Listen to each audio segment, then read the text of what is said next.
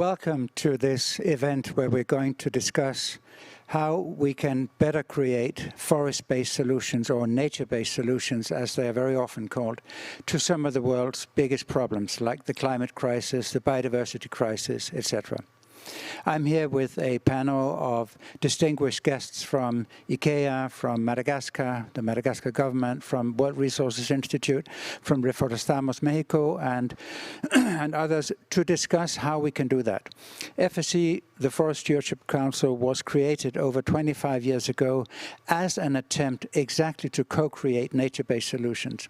How could we create a system that would help improve forest management so that it could also produce not only timber, but also the social and environmental values that were so important for the people who depend on the forest? I'm very happy to be here, and I think this event fits very, very well into the political trends we see from the COP26 where we're at, where governments have come together with the Forest Declaration, with commitments, with pledges to improve the work that is done globally on forest management, forest protection, forest management. These things are parts of forest stewardship as we know it in the Forest Stewardship Council. I'm very happy to be here, and I'm very happy to, as our first speaker, to introduce Walter Vergera of the World Resources Institute, working for the 20 by 20 initiative for forest restoration. Walter, the floor is yours. Tim, many thanks, and many thanks to everybody. I'm sorry I'm not there, but joining virtually. I want to acknowledge the tremendous work that FSC has done in the past on this issue. And I've been asked to share with you a few thoughts on the conceptual framework on forest-based solutions for climate change. So I want to discuss 6 points, and the first one is the context, the status of the situation in Latin America.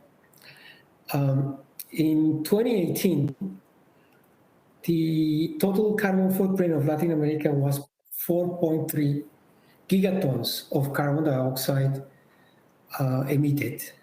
Of those, 2.4% or 2.4 gigatons of carbon dioxide equivalent, or 58% of the total emissions, were associated to land use and land use change. So immediately this places Latin America in a different bucket compared to North America, compared to Europe, compared to most of Asia. In Latin America, if we want to tackle the climate issue, we have to center that solution on land use. In addition to that, these 2.4 gigatons of carbon dioxide equivalent included a substantial amount of carbon dioxide, about 1.5 gigatons, but also other gases associated to land use, methane and nitrous oxide.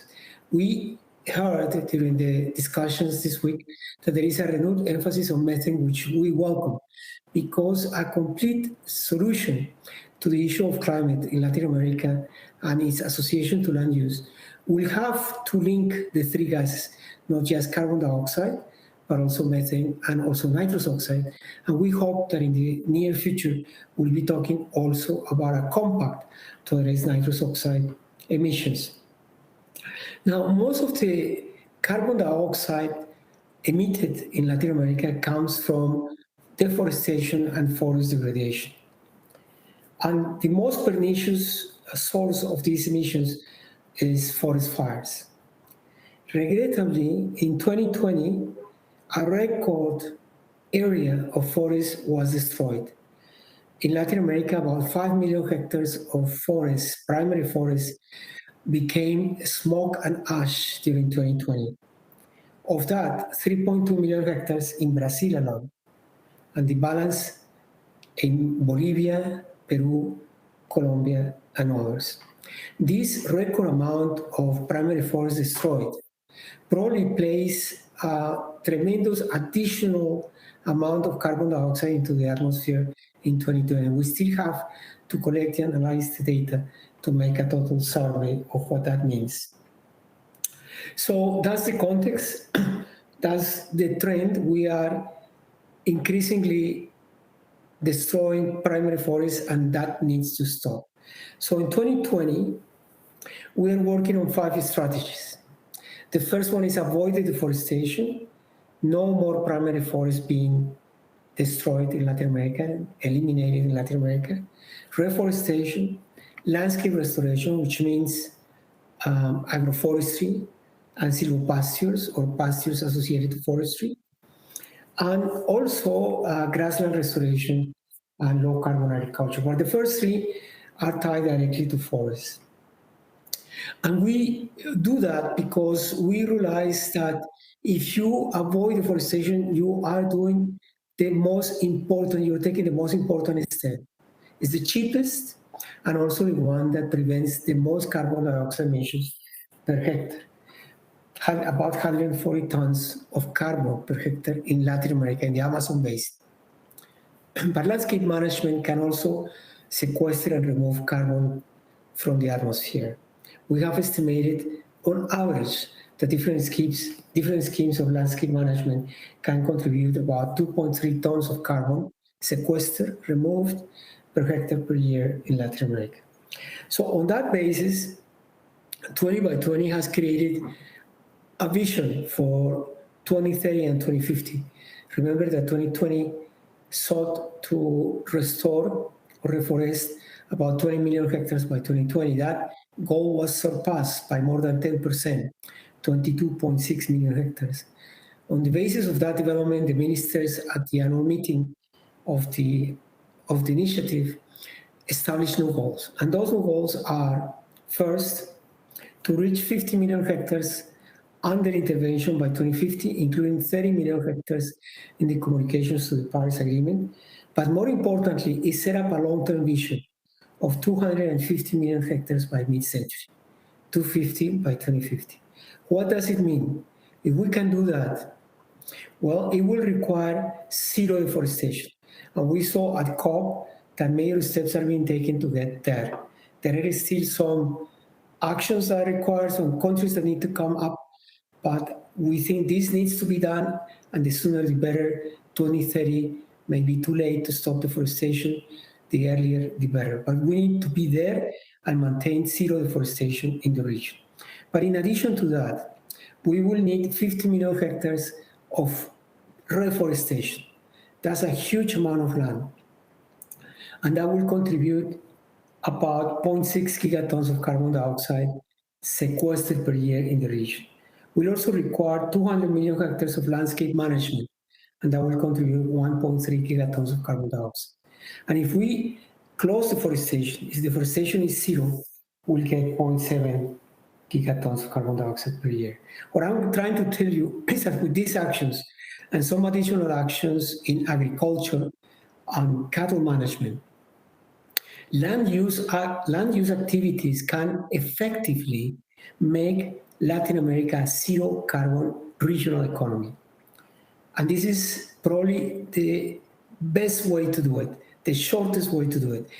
Other actions are required, of course, in transport, in renewable energy, but this is the one that will deliver the bulk of the solution.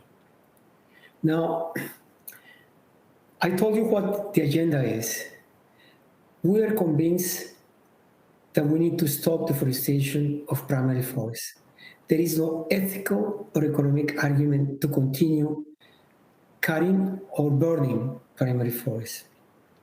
Instead of timber concessions, we propose an emphasis on carbon concessions. And I think this would be for primary forests. This would be a welcome regulatory tool that we are trying to examine in detail and promote in Latin America. Carbon concession is equal to a timber concession. The only difference is that you don't take the trees away from the forest, the primary forest. Instead, you account for the carbon that is there. And the governments will receive the same royalties or even higher royalties now that the carbon market is in a much better position. Now, I want to end my brief remarks emphasizing what Tim said at the beginning, and that is that there are so many other benefits if we embark on this pathway of stopping deforestation, of reforestation, of landscape management. This would create a tremendous amount of jobs in rural areas, contributing not only to the welfare of rural communities, but also to the creation of new businesses. It will reduce the impacts on biodiversity. Remember that we've recently received an account of the relatively serious damage that is taking place on biodiversity in Latin America. And Latin America, I remind you, has 6 of the 10 mega diverse countries in the planet. There is a co-benefit for food production in agroforestry arrangements, and of course there is a co-benefit in hydrology. And there is more and more evidence that shows that we need trees on the ground to maintain water quality and to supply stable hydrology for power generation. So all in all, it's an agenda that has many benefits. There is no way around it. There is no way back. We need to face it, embrace this agenda with enthusiasm and progress.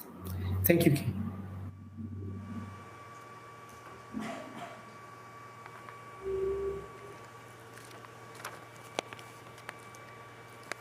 Thank you, Walter.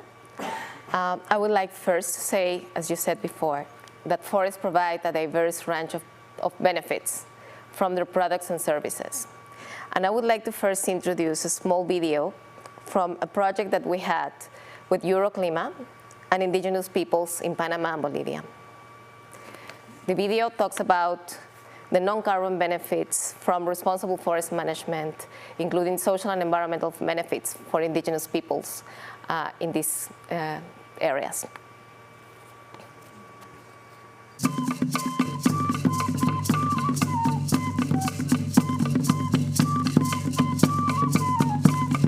Soy parte del Congreso Regional de Tierras Colectivas Emberá y Huaunán de la Cuenca Hidrográfica del Canal de Panamá, conocido como Emberara en Huazó, integrado por 8 comunidades indígenas, Emberá y Huaunán, en proceso de titulación colectiva. Sus tierras corresponden en gran medida al Parque Nacional Chagre. Provee agua potable a toda la capital, cuya demanda ha llegado al límite de la producción de la cuenca. Nuestro territorio se encuentra en un proceso de deforestación causada por colonos, llegando a perder de un 15 a un 20% de cobertura forestal desde la creación del Parque Nacional Chagre de 1985. Los Emberá y Huaunán somos protectores del agua y del bosque, de las cuencas del río Chagres, Gatún y Gamboa, que nacen en la cordillera del Dian Mayala, y luchamos contra la deforestación y la invasión de los colonos, y así asegurar el buen manejo de los recursos naturales. La subsistencia económica y alimentaria se basa en el turismo cultural en un 90%. Paralizado totalmente en 2020-2021 por la COVID-19. Entendemos los beneficios no relacionados con el carbono como los efectos positivos socioeconómicos, ambientales y bioculturales, que contribuyen a la mitigación o a la adaptación al cambio climático sin que tengan que estar necesariamente relacionados con las iniciativas de secuestro de carbono. De entre todas las actividades se priorizó el agua, su conservación, sistema, abastecimiento y retención. Actualmente, los beneficios no relacionados con el carbono tienen 4 acciones. Primera, vigilancia de los nacientes de los ríos de la cordillera de Amayala para garantizar su conservación. Segunda, recuperación y divulgación de la mitología emberá sobre el agua, capacitando a 24 jóvenes investigadores para registrar en formato digital, traducir y analizar y divulgar los conocimientos tradicionales y ancestrales de la importancia del agua. Tercera, agua potable para acueductos comunales, adquiriendo materiales para reparar daños en acueductos comunitarios. Cuarto, embotellamiento de agua. Nuestro sueño es completar el ciclo de embotellamiento de agua para su instalación y comercialización.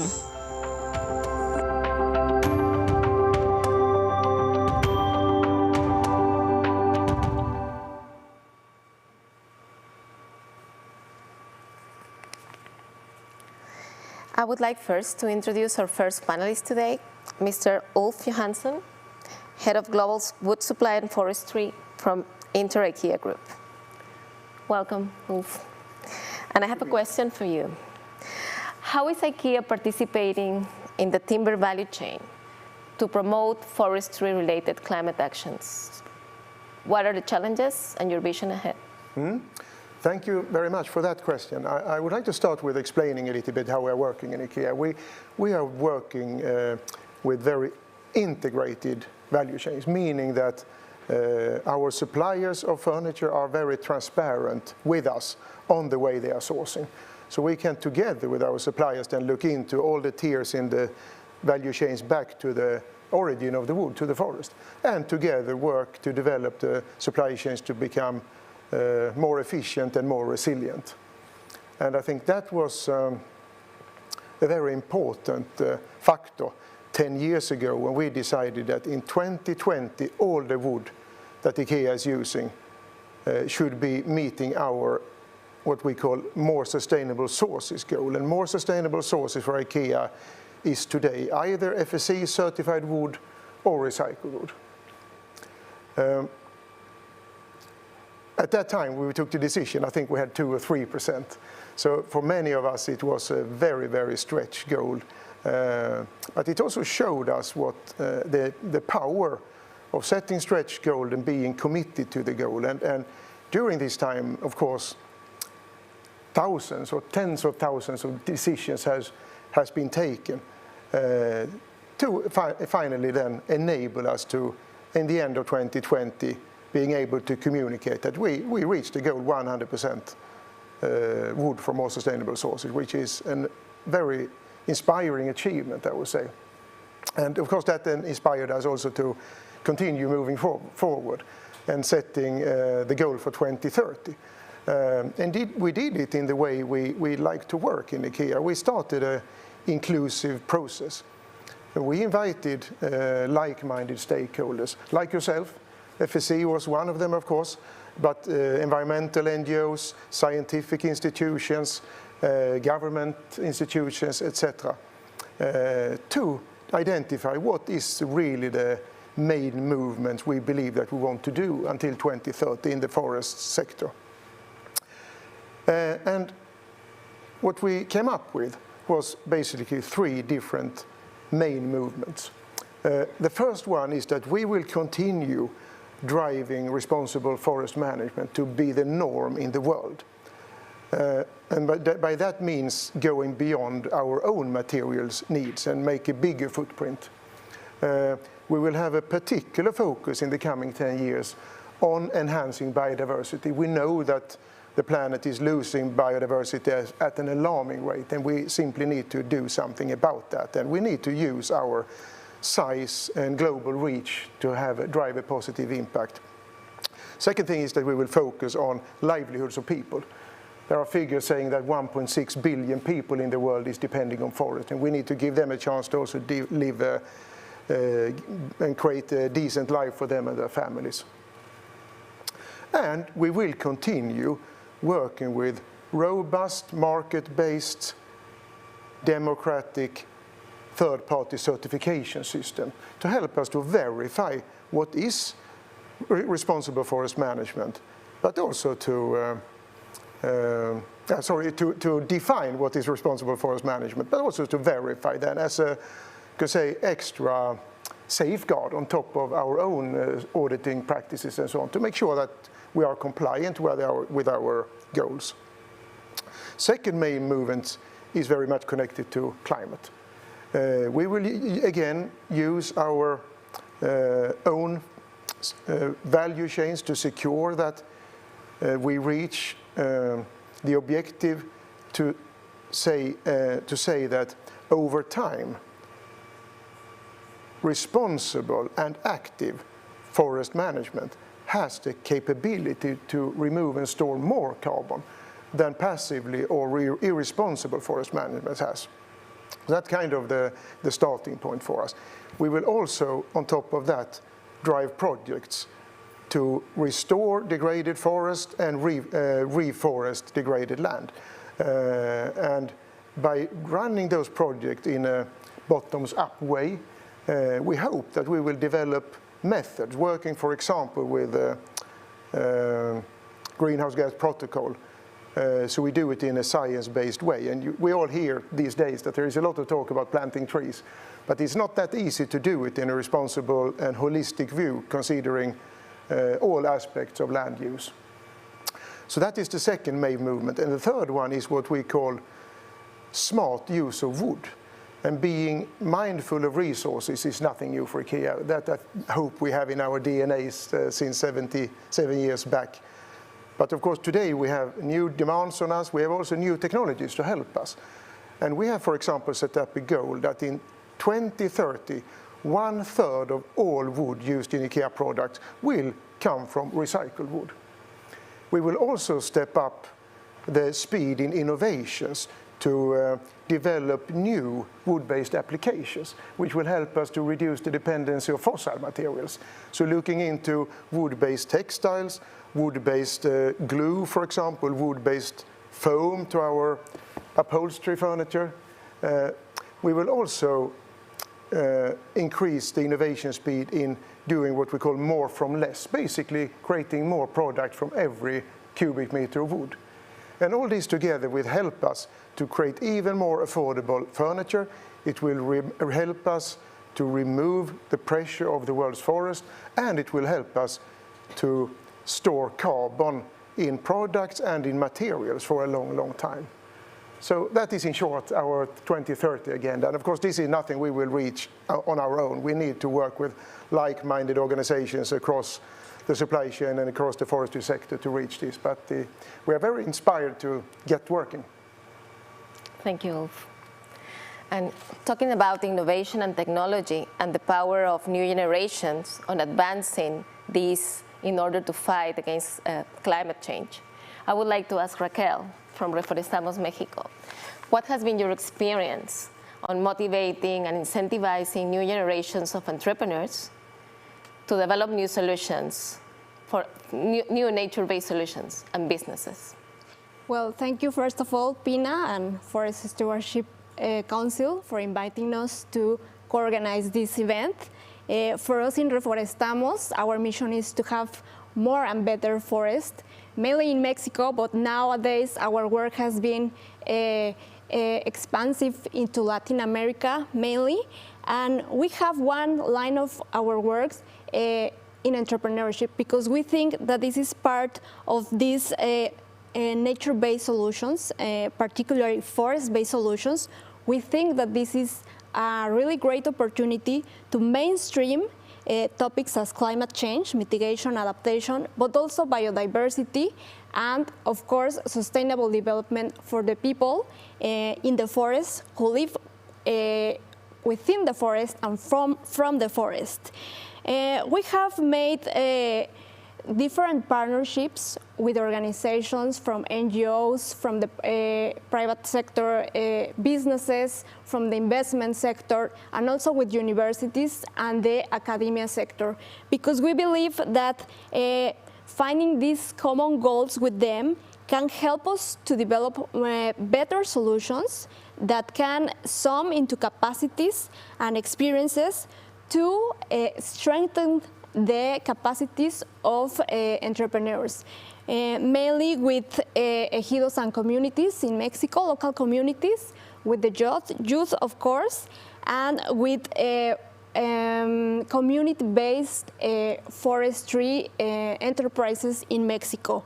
What we have found is that most of the time they have all the technical skills to develop these new ventures, but they are lacking the skills of accounting, marketing, business skills that can help them to place their products or to sell better services connected with nature, like ecotourism, as we saw in the video. And they need these capacities, these skills, to better position nature-based solutions and really give that value to the nature services that we are receiving all the time. We are participating with World Resources Institute, FSC, the CATI Center in Costa Rica, in different initiatives. For example, we have this contest called Young Forestry Entrepreneur. We begin with Mexico, and now we are working in 13 countries in Latin America. This program is aimed to develop the skills of the youth forestry students in universities, but also to strengthen the capacities of the teachers so they can help the students to develop these new initiatives, these new ventures. And instead of thinking about maybe working in the Ministry of Environment, developing these solutions, these businesses that can help in social, environmental, and economic benefits. Another initiative that I would like to refer is the Innovator Challenge. This was an idea that born during this pandemic context because we thought that we should change our development patterns into a green recovery, valuing better nature and ecosystem services. A third initiative that I would like to mention is the Land Accelerator, working with the World Resources Institute in this frame of the 20 by 20 initiative, working on restoration of forests, reforestation as well, and degraded lands. We think that these ventures can be productive initiatives, not only about conservation, but also thinking that we can use sustainably the forest. And the last one that I would like to mention is our virtual seminar, also aimed to Latin America, where this was called Foresting the Entrepreneurship and the Investment, because we think that there is a gap between these two sectors, the forestry entrepreneurship sector and the investment sector.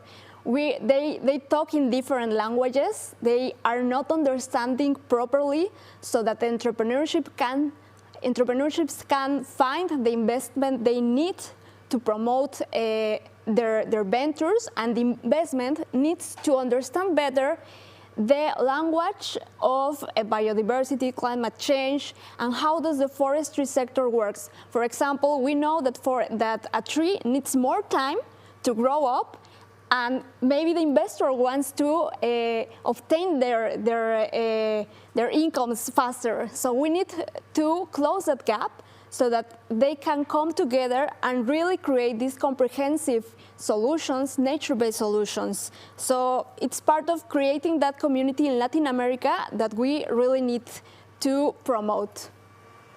Thank you, Raquel.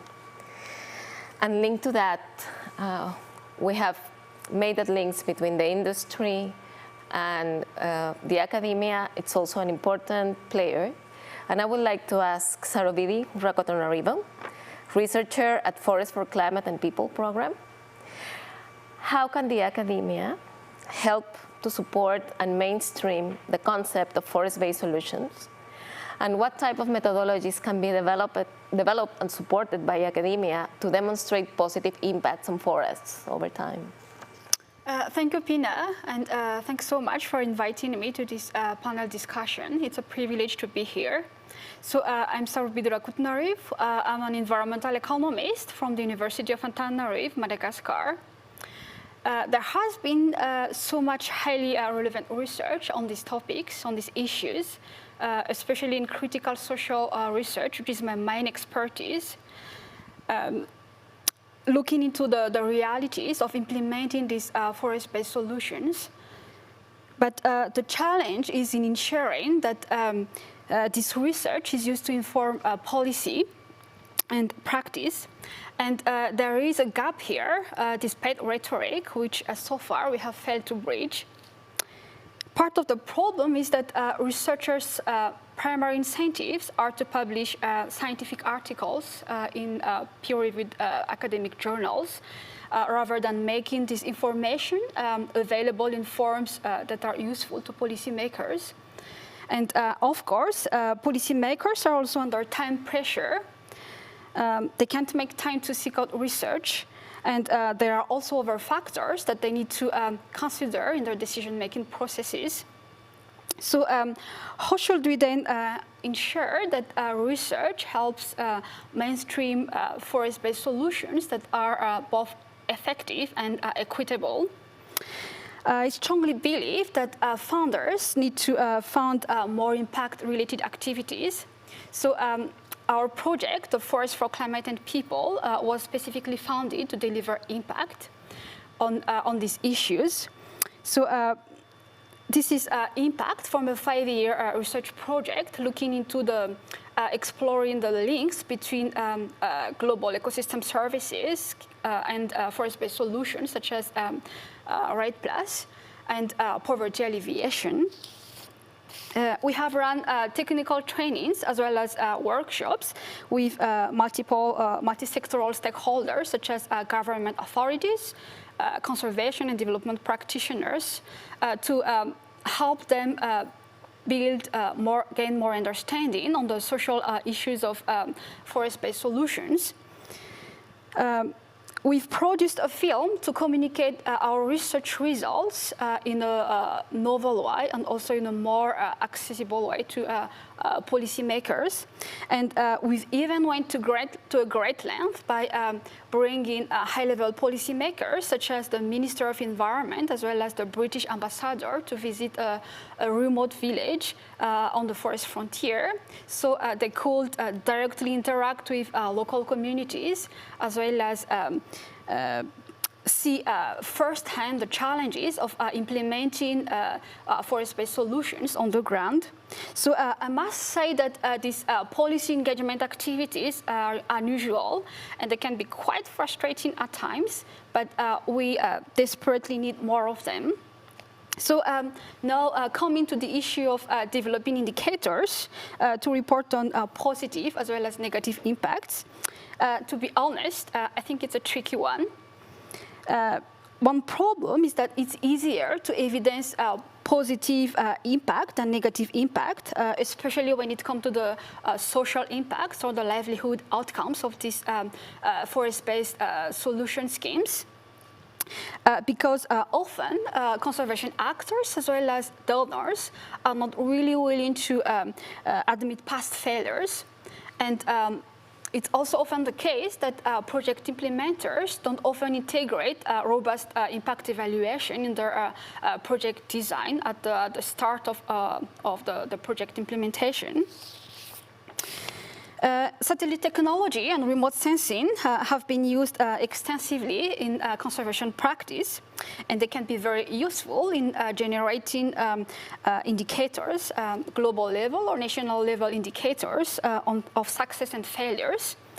But evidence suggests that these data sets sometimes can become a source of state violence towards forest communities. For example, across Asia and also Africa, communities routinely experience how conservation and reforestation efforts often legitimate state control of ancestral lands.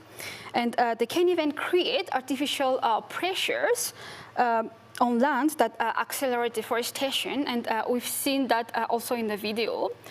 So where forest communities are very dependent on forest clearing for agriculture, then inevitably, if that forest is conserved, then there is a cost to these local communities. And we often tend to forget about this cost. We often tend to not to fully acknowledge that there are trade-offs that are inherent in these nature-based solution schemes. Participatory approaches that involve local communities can be really helpful here, but they need to move beyond simple extractive exercises to a genuine empowerment of forest communities. And finally, a database platform that promotes open data sharing, especially on the social impacts of forest-based solutions, is critically needed. To know what works and under what conditions. And such platforms should be ideally independently run transparent, easily accessible, and based within the implementing countries. Thank you. Thanks so much, Sarvini. And as this is a multi-sectoral dialogue, I would like to invite Rina Mandivignana from Madagascar's Ministry of the Environment and Sustainable Development to tell us what are the opportunities for investment in nature-based solutions to deliver co-benefits, in particular, for example, biodiversity conservation, which is quite important in Madagascar. What is the government strategy to meet these opportunities? Yeah, hello everyone, and thank you, Pina, for the question. First of all, I would like to underline that it's been long recognized that the conservation in place, like in Madagascar, my home country, can deliver co-benefits for conservation and also for delivering carbon benefits at global levels. But it's quite hard to really see the impact on the ground, and it's quite hard to see how we can make it successful in some cases. The challenge is here not only to find a way to join, the social benefits and environmental benefits, but it is also to include, to get institutional support to achieve these goals, because that would be very difficult to achieve conservation benefits without institutional support and without social needs, consideration of the social needs.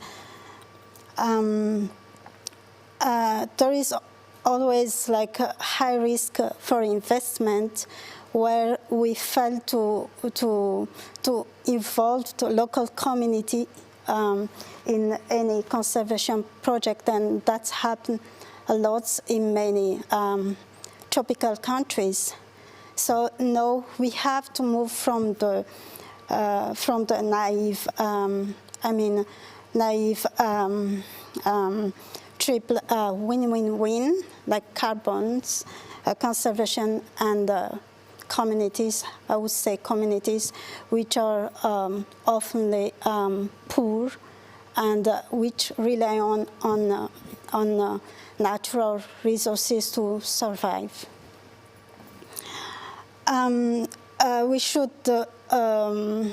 should consider that these things are very connected.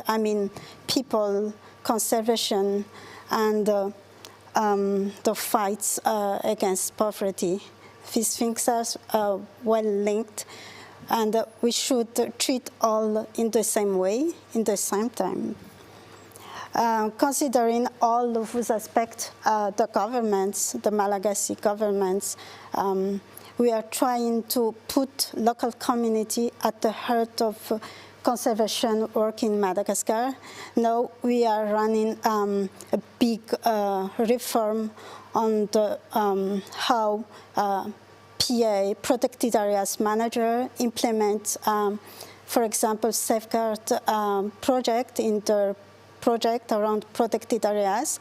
Not that we have like more than 7 million hectares of protected areas, and without involving fully local communities on the management of these protected areas, we risk to lose the ecological benefits, because people will continue to cut off, for example, the forest. People will continue to destroy the important sites which are have critical roles in terms of ecosystem services. And that is one aspect in terms of protected area management. And also we have reforestation and restoration project in Madagascar that we are trying to get people more involved in any stage of the project, because we think that with this project of reforestation we could achieve ecological benefits, and also we could increase the community benefits through delivering small livelihoods projects, for example, through agroforestries, and also to deliver, even if just for temporary work, for restoration. And the last things that we need to think about is the consideration of a green initiative, which is very important in tropical countries where there are lots of deforestation, because most of people are depending on the forest to get charcoal, for example, for the firewood, for example. So we need to consider these needs of local communities and trying to tackle in order to achieve a better outcome for nature-based solution. Thanks very much, Rina. And understanding the importance of finance climate, which is one of the themes of this COP, I would like to introduce Juan Carlos González-Ibar from the Sherwood Company and ask him, what is the Sherwood Company doing to meet these challenges on investing on nature-based solutions and forest-based solutions, and also to support local development, that it's a critical factor to deliver those solutions. Thank you, Juan Carlos. Thank you, Pina, and thank you to everyone. So the Sherwood Company, it's an investor operator. We're not a financial operator, we're an investor, but it hands in, really involved in the design, development, financing, implementation, and operation of these nature-based, today known as nature-based solutions projects, both in conservation and restoration. And everything needs to go through the value chains, because that is not the jaguars that the forest, but it's actually us, the people. And in my country, Peru, and in Latin America, deforestation is very linked to poverty, and the key leverage to transform the dynamics is how we transform the incentives. Hectare of forest in Brazil is 4,000 reais forest. Cut, cleared is 50,000 reais for soy or for cattle. And actually they won't put cattle, they will put soy. So how we change those incentives? So the Sherwood Company have been created in order to work with governments, with the academy, with project developers, and then the industry to actually deliver on this. I don't think, or at least we won't be involved in such operations where communities are not included, because we won't be solving the problem. And I like a lot your intervention, Madam, from the university. Why it's very important. It's very easy to do an impact report. And I have seen a lot of impact investors showing very beautiful impact reports. But sometimes, you know, it's easier to report on the positive and a couple of things that could be shiny. Nevertheless, you know, it's difficult to understand how actually our actions will be impacting the people and the environment in 5, 10, 15, 20 years. This is why, but we don't have a choice other than to risk. So, and action is always better than strategy. And the planet is in a real disaster, it's a real emergency. So what we need to have is understanding the risk, a framework to managing the risk. We do this specifically implementing the environmental and social framework of the World Bank that we have adapted to our business related forestry. It's the Sherwood company doing business framework. And then we construct with our project partners the right indicators, how we need to do it. It's a venture that has started with a sponsor, industrial sponsor, and financial sponsors with the idea to create these nature-based solutions assets for the long term. Forest management is key to save forests in the Amazon. Walter was saying that about these carbon concessions, in some places can work. There are some forest concessions that are too far away that it's difficult to get, you know, a business is viable. Nevertheless, I believe, I'm a firm believer about sustainable forest management, FSC certified sustainable forest management as a technique of conservation. A public forest in Latin America that is not properly managed becomes a farm. So I think we need to have in our toolbox a lot of interventions, agroforestry, forest conservation, carbon concessions, also sustainable forest management operations, and working with science, with the university is very important, with project developers, with the government, quality standards like the FSC, and certainly with the industry, because if not, we won't have a business. We won't have a pool, actually, that will support us to go through. So in a nutshell, that's a little bit how the way we see business. It's challenging, but we don't have other options than to try hard. Thank you, Juan Carlos. And for achieving this, it's obvious that we cannot do it alone. So we need to build alliances and partnerships. So this next part of the conversation will be focused on that. And I would like to know, and first I will invite, Dionilda Gil Carpio, who is not here. She's traveling back to Panama.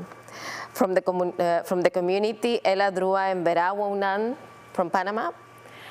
One of the communities participating in our co-benefit project funded by Euroclima.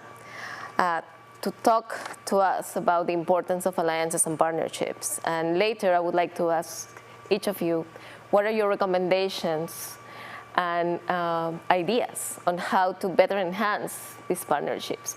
What type of actors we need to engage better? And what will be the role of FSC as a connector of this facilitator of these connections? How do you think we can better work together? Thank you.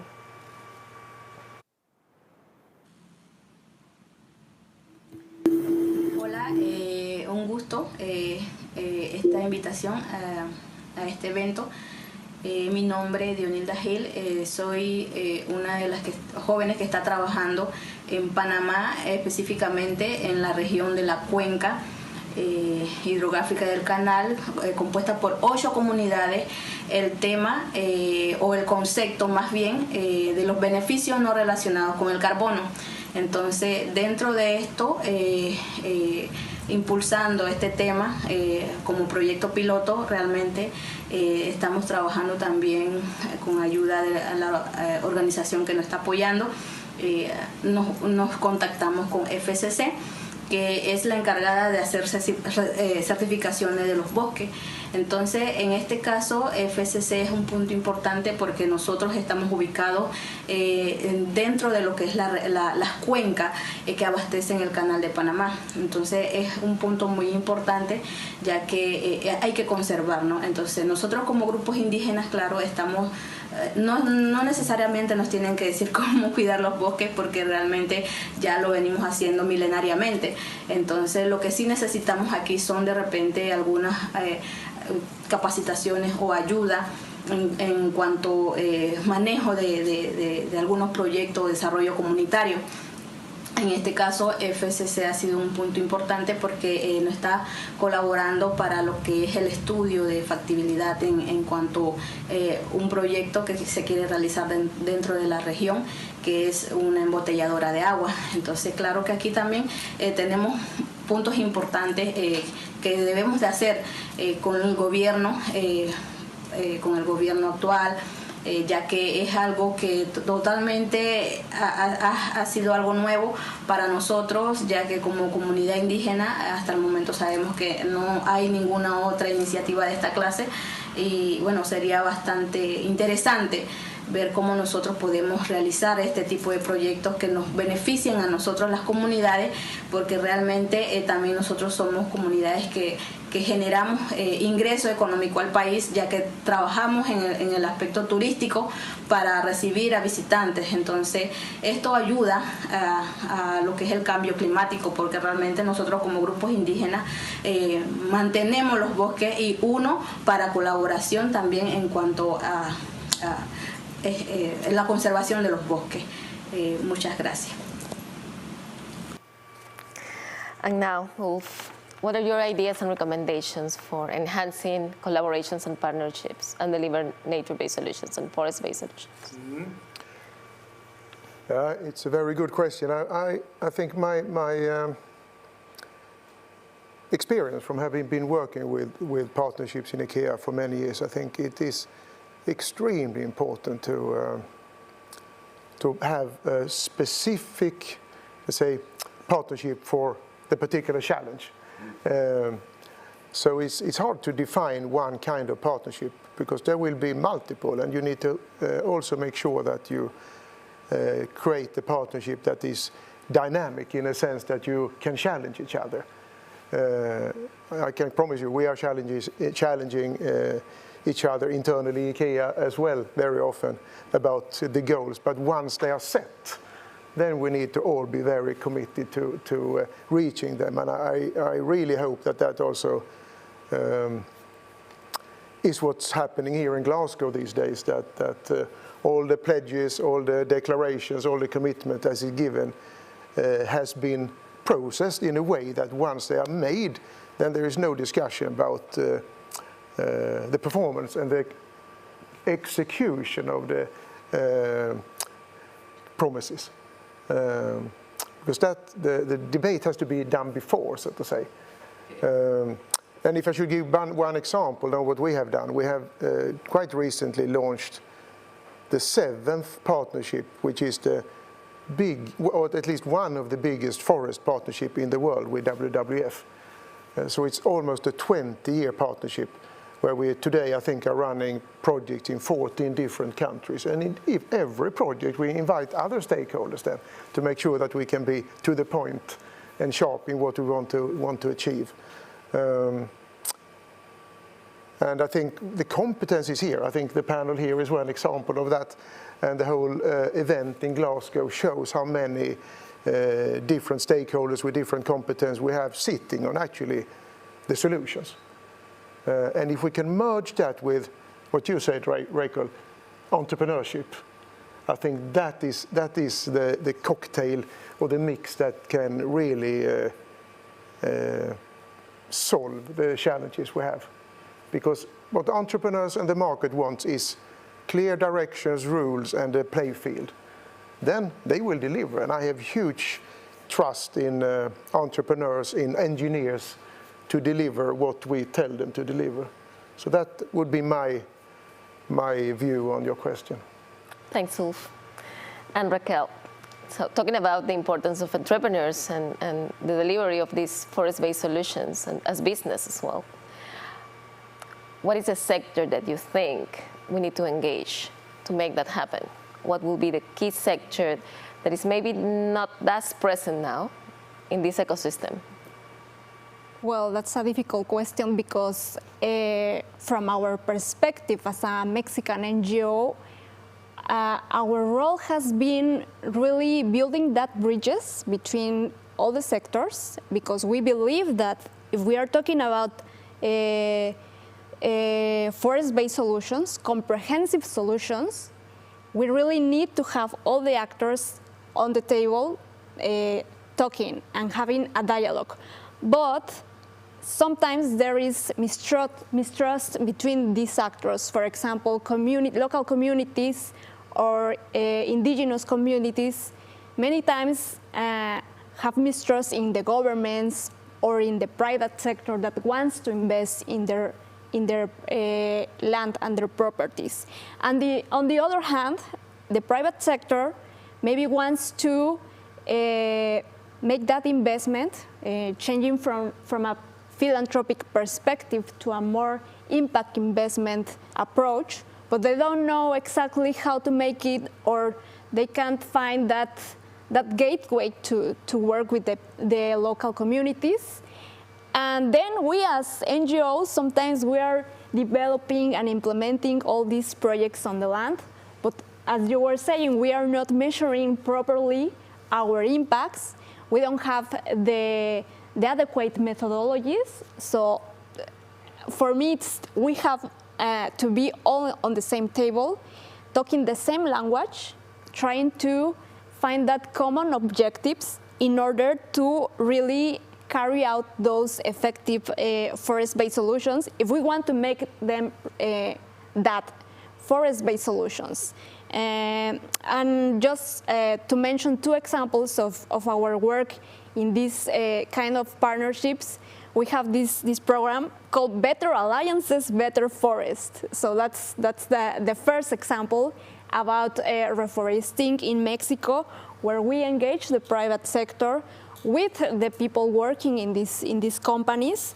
We work with the governments because we make these reforestations in natural protected areas. And we work also with the local community because they are the owners of this land, and they have to be involved since the beginning of these actions. And just a second example of our work with private sector is the example of this project in climate change to prevent floodings in Mexico City by restoring forests in these closed areas. And with the academy, in this case, Universidad Autónoma Metropolitana, they help us to make those studies to identify and determine where these floods have been happening and where do the reforestations have to take place, so that our actions really can address and prevent those floodings. So that's the sort of partnerships that we should be building, and as Juan Carlos said, we have to find the special skills, the special capacities and experience according to the objective. Thank you very much, Raquel. And Sarovidi, from a scientific and researcher point of view, how do you think that the academic sector can support building this dialogue, and also between actors, and facilitating the understanding? As we said before, sometimes the different actors talk different languages. How do you think the scientific world can help us? Thank you, Pina. I think I very much echo what has been said before, especially by Raquel, on the importance of partnership across between various actors and stakeholders. So I've been privileged to have time in my research career to work with policymakers, and this has helped me better understand the time constraints they are under, as well as other constraints. And this makes it relatively easy for me to communicate research results in a way they can use and understand. But I believe that explicit impact-related funding played a big role in this. And I think that a very efficient way of increasing the quality of evidence policy evidence-informed policy might be initiatives which embed researchers in policy units or in industry or in businesses. For instance, the UK Research Councils fund policy placements for PhD students as well as for early career researchers.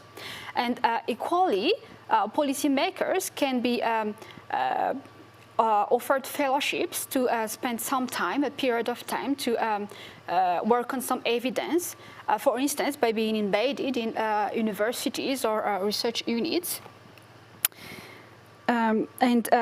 We produce so much knowledge and expertise in research, which could be useful, but which isn't being used. And policymakers as well as practitioners, they have so much knowledge which could be used to advance the value of research being done. So in short, we need better exchanges and facilitation and better funding to foster these exchanges. Thank you. Thank you. And Rina, can you tell us from the experience of the Madagascar platform on actually building these alliances, what has been the lessons learned and the challenges that you see on setting up this type of platforms for collaboration? Yeah, thank you.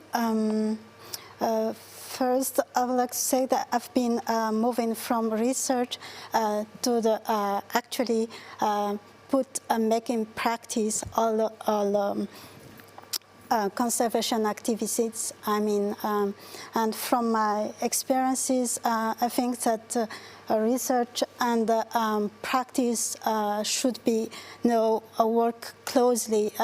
They shouldn't work separately in order to deliver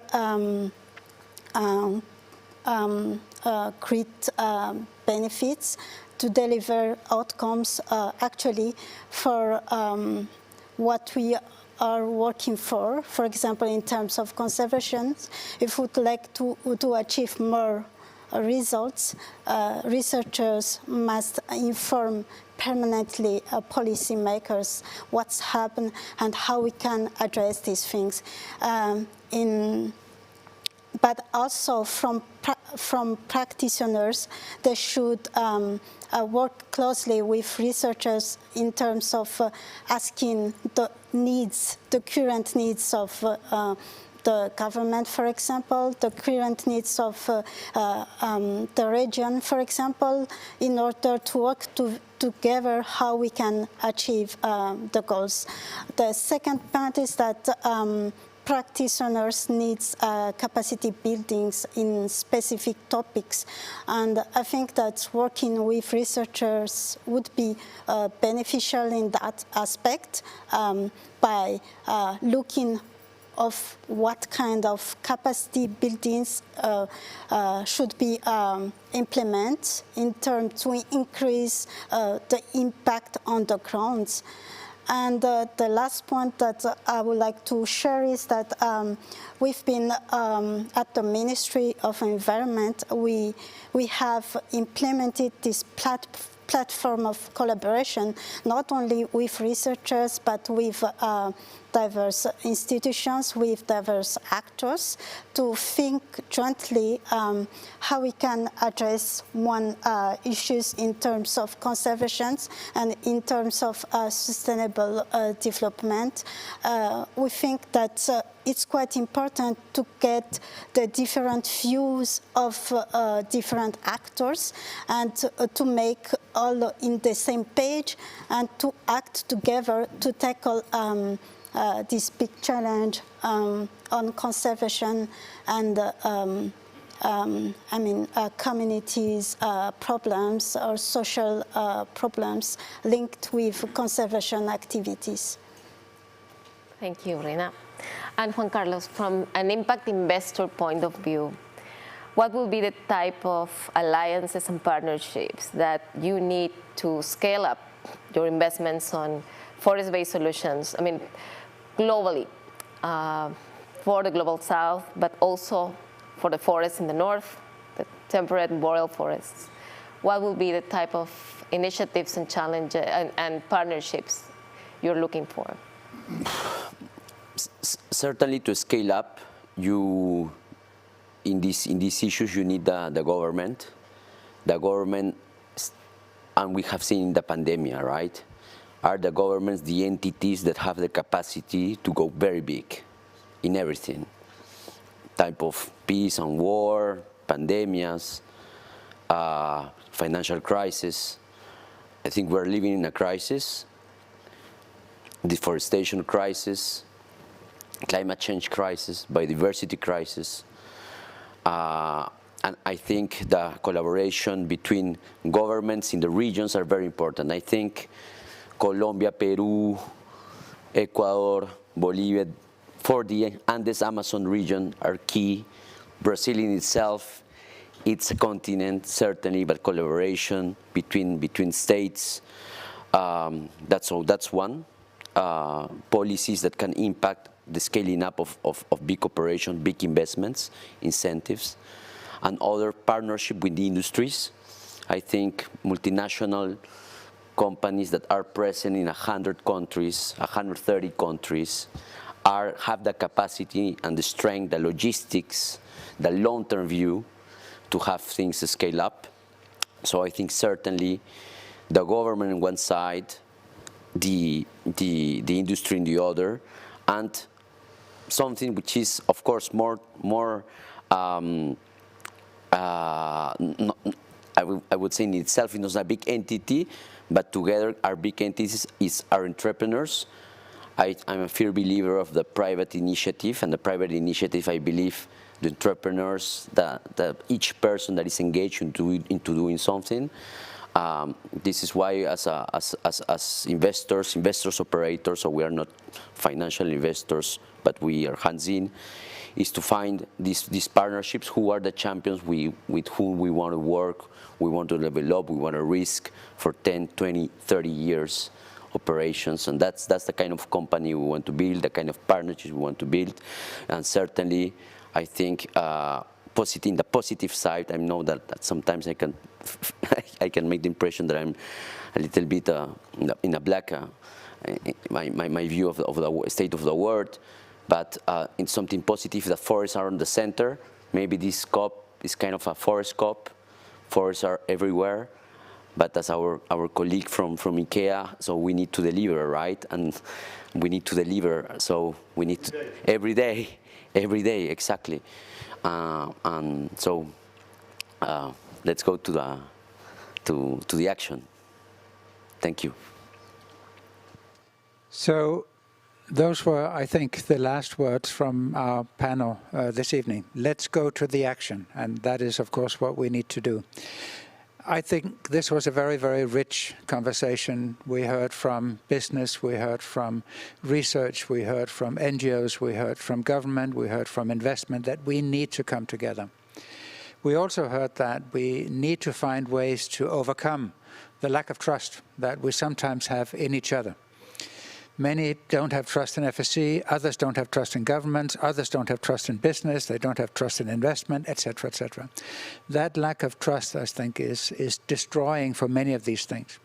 And I believe finding ways to actually overcome the lack of trust, finding ways to come together and say, what can we do together?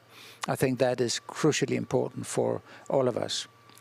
We as FSC have been established as a system of convening members from social interest, members from environmental interest, members from economic interest, who all come with their legitimate ideas, their legitimate points of view, their legitimate need to survive in the way that they can survive in society. They come together in our system to actually come up with how can we co-create solutions. I think this panel was a very great example of how we can co-create solutions across these different interests. I heard many words that were in common between the people who were talking. Walter, who gave us the overall framework from the beginning. I thought that was very, very helpful to understand the challenge that we're up against. Ulf bringing in the perspective of, well, we need to think of good objectives, ambition, but that's not the big thing. The big thing is to actually then do it, and to be sure that when you have an ambition, then you're also committed to getting to the level of actually implementing, achieving your ambition. I mean, I'm so impressed coming from 2% to 100% more sustainable wood. I mean, that's not a small thing. IKEA is not a small company, so it's not a small thing. Same thing for the work that goes on in Mexico. I'm very impressed with the reforestation efforts and the way of engaging the local communities, the indigenous peoples of Mexico, on doing these things on their land. And that approach on their land, I think, is very, very important to move on with. Thank you also for the research. interest and the research examples that you gave us are very, very important for us to understand how is it actually that these things fit in a wider context. And also the government perspective, which is very important. And of course, without government, we're never going to solve this. Maybe government cannot solve it alone, and I think we all need to be part of these partnerships. But definitely, if government is not part of the equation, it will not happen. And then finally, money makes the world go round, and there's no way that this will ever happen without investment coming to better purposes than investment has come in the past. And I think these new ideas of how can impact investment and other types of investment actually achieve what we want to achieve. So I'd like to thank our panel. I'd like to thank Pina, who moderated the discussion, and I think I'm being told something and I'm not.